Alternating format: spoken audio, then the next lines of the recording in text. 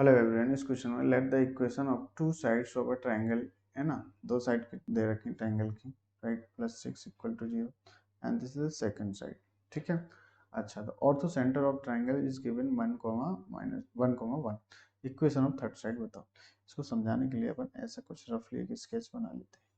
ठीक है, तो ये ए है और दिस इज बी और दिस इज सी।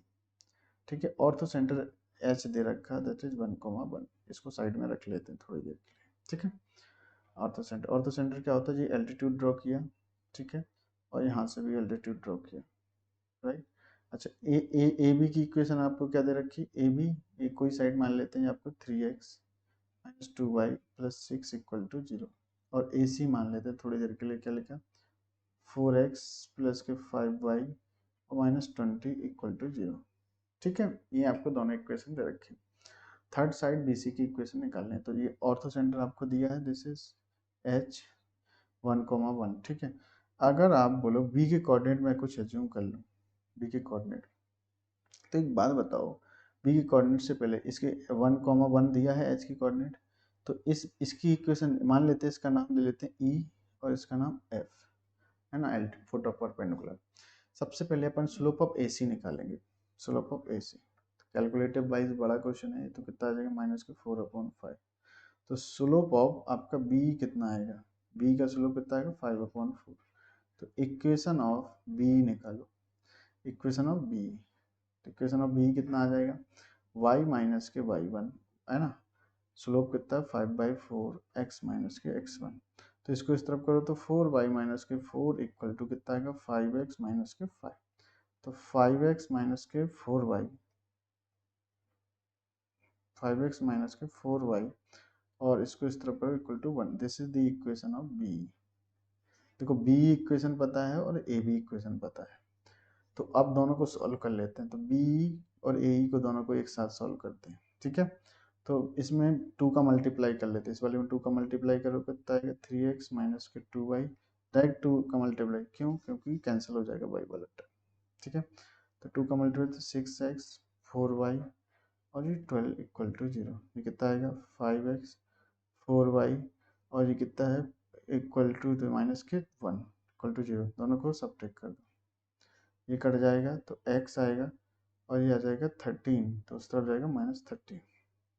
x का वैल्यू -13 आ गया, x -13 आ गया, तो इसमें डाल देते हैं -13, तो कितना आ जाएगा, -13 डालेंगे तो तरफ 65 आए, है ना, और -4y = 1, तो -65 - 1 = आपको 4y। तो यहाँ से y का वैल्यू कितना आ जाएगा, y का वैल्यू आ जाएगा 66, 66 माइनस का 0.2, तो 33/2, तो माइनस के 33/2। तो b के कोऑर्डिनेट आपके पास आ जाएंगे, b के कोऑर्डिनेट आएंगे, x कितना है मतलब -13, -33/2। थोड़ा कैलकुलेशन वाइज बड़ा डेटा आया, इंटीजर्स नहीं आया ना, तो दिक्कत होती। ठीक है, ये काम हो गया। अब सी के कोऑर्डिनेट निकालना है। सी के कोऑर्डिनेट कैसे आएंगे, सी के कोऑर्डिनेट से पहले सबसे पहले अपन निकालेंगे ये वाली लाइन, एक स्लोप ऑफ, सबसे पहले करें स्लोप ऑफ, आप निकालो ए बी, तो ए बी का स्लोप कितना आएगा, 3/2। तो स्लोप ऑफ एफ सी कितना आएगा, एफ सी का स्लोप -2/3। खत्म। तो अब बात करते हैं नेक्स्ट स्लाइड में। तो इक्वेशन ऑफ एफ सी, तो y माइनस के y1, क्योंकि वो ऑर्थो सेंटर से पास होती है एल्टीट्यूड, और स्लोप कितना है अपना एफ सी का, -2/3।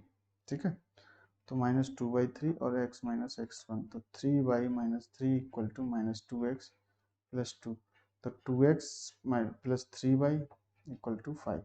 दिस इज एफ सी, और इसको सॉल्व करेंगे ए सी को, है ना। ए सी क्या है, 4x + 5y, 4x + 5y, 4x + 5y, और क्या लिखा बेटा, -20 = ये आपके पास दे रखा जी, this is equation, this is A B, right, A C. तो एक बात बताओ, पहले एफ सी वाली इक्वेशन में 2 का मल्टीप्लाई कर लेते हैं अपन, 2 का मल्टीप्लाई करो तो कितना है, 2x, तो 4x हो जाएगा।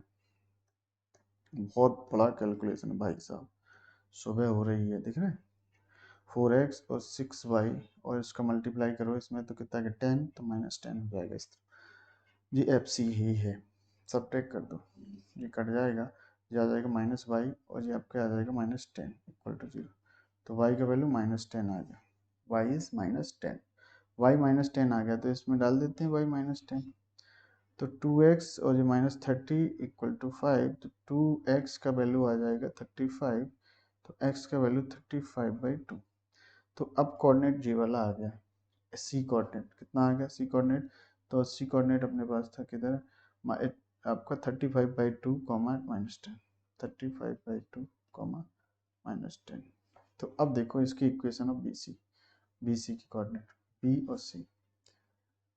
अच्छा, तो ये कितना निकला था अपने पास, बी का कोऑर्डिनेट आपका -13, -33/2, और ये कितना आ गया, माइनस के कितना है 35/2, 35/2, -10। देख रहे डेटा, डेटा देख के ना भूत बन जाओ, 35/2, -10।